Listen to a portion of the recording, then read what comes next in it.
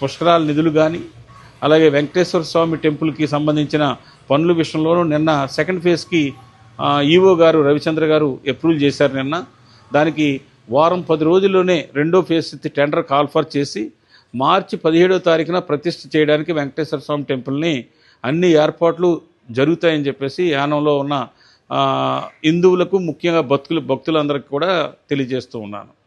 ఈ విధంగా ప్రతి దాంట్లో కూడా సివిల్ సప్లై ద్వారాగా రాబోయే రోజుల్లో రైసు ఇప్పుడు ఈ 10వ తారీఖు వరకు, ఆగస్టు 10వ తారీఖు వరకు, డిసెంబర్ నుంచి మే నెలాఖరు వరకు ఇవ్వాల్సిన బియ్యాన్ని మొత్తం ఎర్రకాటుకి ఏమో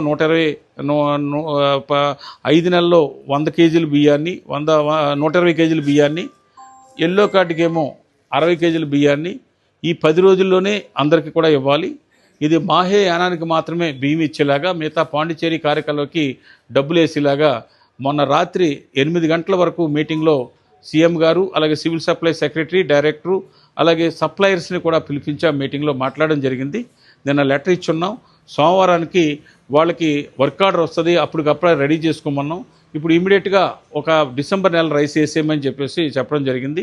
ఆ 10 కేజీలు వేసిన తర్వాత ఇంకో 110 కేజీల బియ్యాన్ని మనం 10వ తారీఖు లోపులోనే ప్రజలకి ఇచ్చే విధంగా చేయడం జరుగుతూ ఉంది.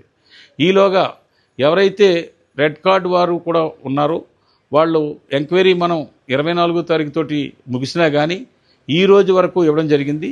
ఈ రోజు కూడా ఇంకా ఎవరైనా కానీ మీరు ఎర్ర కార్డు ఉండి మీరు చెక్ చేయించుకోకపోతే ఈవేళ సాయంత్రం వరకు కూడా ఇప్పుడు కూడా ఒక 30 మంది కార్డులు రిఫ్యూజ్ చేస్తే అడ్మినిస్ట్రేటర్ సివిల్ సప్లై వాళ్ళతో మాట్లాడి వాళ్ళందరినీ కూడా మీరు క్యాన్సిల్ చేయొద్దు, కంటిన్యూ చేయండి అని చెప్పడం జరిగింది.